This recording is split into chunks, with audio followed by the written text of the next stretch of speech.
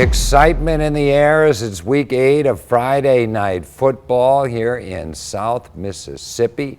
Teams all along the coast are ready for another week of district play. Everett Ganier Jr. is live from a very good regional game on our WXXV Game of the Week.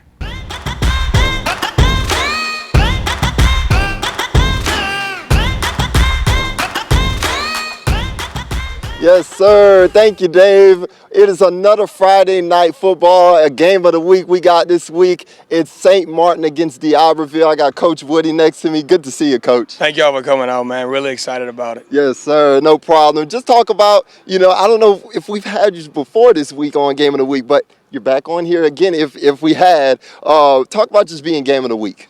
Yeah, I mean, that's just a credit to our community, and that they're, obviously we wanted to get them behind the program, and they've done a great job of being behind these kids and showing their support. And this is just another example of it, them voting and making us to play the Game of the Week. So yes, sir. Yeah. Yes, sir. And then also just talk about where y'all stand so far this year. Y'all look pretty good so far this year. Not undefeated, but hey, y'all are making great strides so far this year. The kids have done great.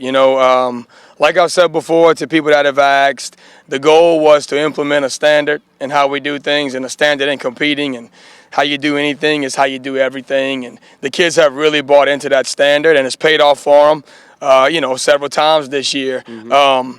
We found ourselves in a lot of good fights. Mm-hmm. Some worked out, some did not, and it's going to be another good one tonight. This is a really good football team coming in D'Iberville, so we got to get the gloves on and get ready to go. Yes, sir. And you just mentioned D'Iberville. Talk a little bit about what could y'all show tonight against D'Iberville.